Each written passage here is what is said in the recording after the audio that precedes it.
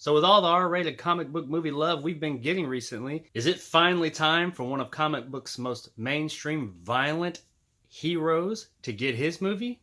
Well, let's find out with Venom. Oh, that sucks. Venom is the latest Marvel movie not owned by Marvel that's not part of the MCU. People have been clamoring for this movie for years, and the closest thing we've gotten was whatever that was in Spider-Man 3. Should have stayed in the 70s, kid.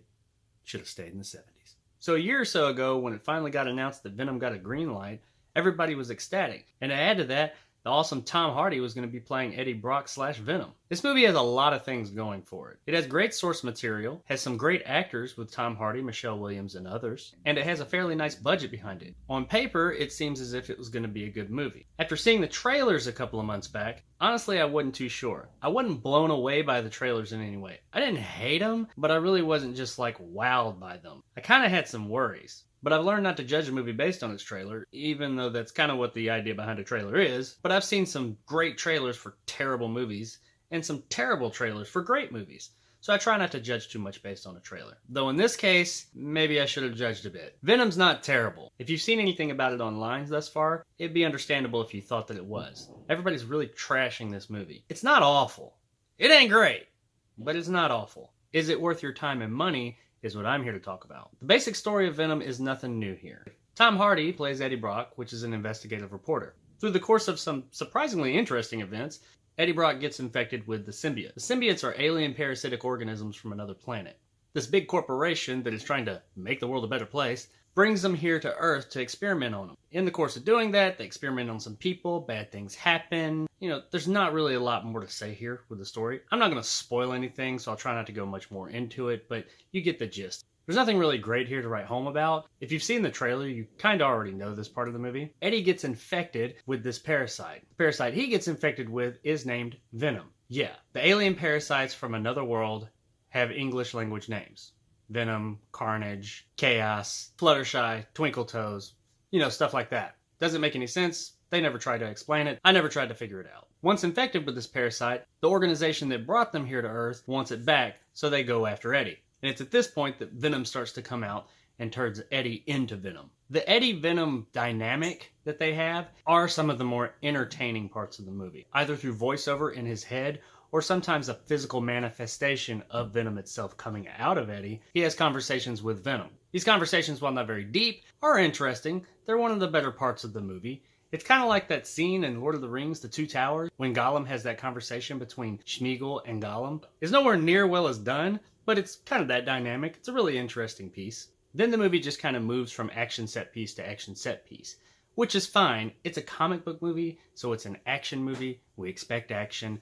I'm fine with that. What I'm not fine with is when an action movie has action set pieces that are kind of bland. And that's what happens here. Venom's action sequences are okay, and that's it. Maybe we're spoiled at this point, but when it comes to comic book movies nowadays, I expect a bit more than okay. I expect the action sequences to excite me, and the ones in Venom just don't. They're competently shot. The whole movie is. It's nice to look at for the most part. Everything's framed right. It's not shaky cam galore. There's one scene, but it kind of works for the scene. It's supposed to be disorienting. But overall, it's a nice looking movie. You could tell technically they knew what they were doing. But the scenes just aren't exciting. Not once did I feel like my heart was racing, and I really felt like these characters were in any kind of danger whatsoever. This is about a character swinging around the city like Spider-Man, climbing up walls, throwing people left and right, and even biting off heads, even though it's all off screen. We'll get to that in a minute. Big car chases, all that stuff, and it's just not exciting. I never really had that smile on my face that you have when you're watching something like The Avengers or Spider-Man or the plethora of other action movies that come out nowadays. If an action movie's story pieces are boring,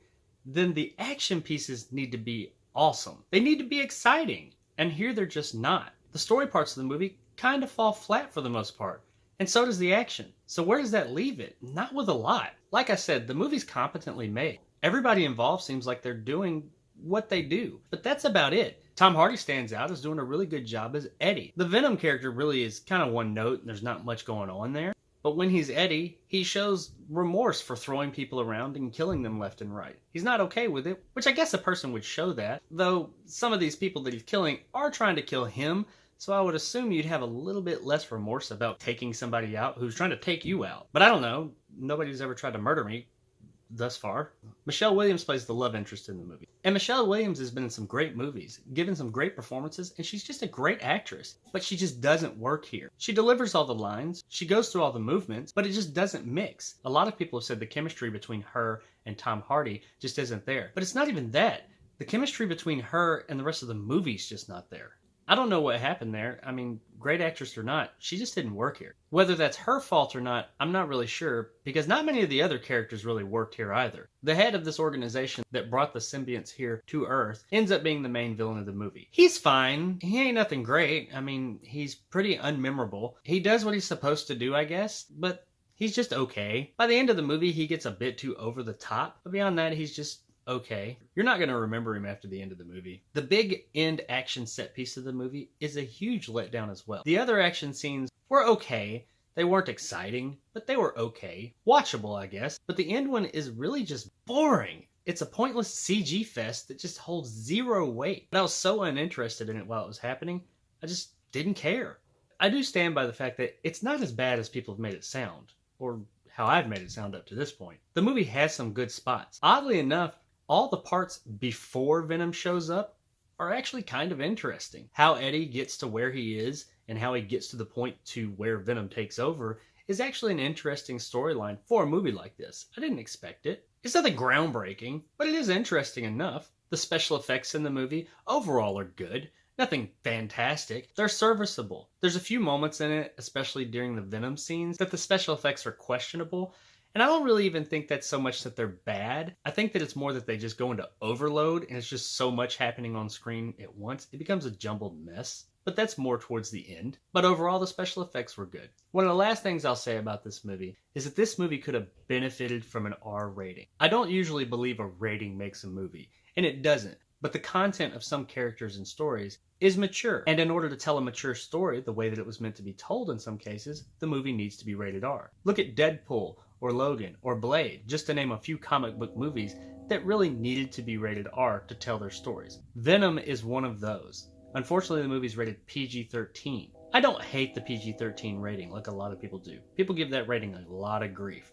I'm not against it, though I don't like how studios will try and shoehorn movies into a PG-13 rating just to make more ticket sales. If the movies of the past few years have taught us anything, that a maturely rated R comic book movie can be successful if done properly. And that's what Venom should have been. Venom is a violent character. His signature move is biting the heads off of people, for Christ's sakes. That's just a violent act. He's not known for subtlety, and in this movie, he's forced to be kind of subtle in a lot of scenes. So yeah, in this case, I think it should have been rated R, and the PG-13 rating is severely hindering it. Now, I know it seems like I kind of ripped this movie a new one, but fact of the matter is, overall, it's okay.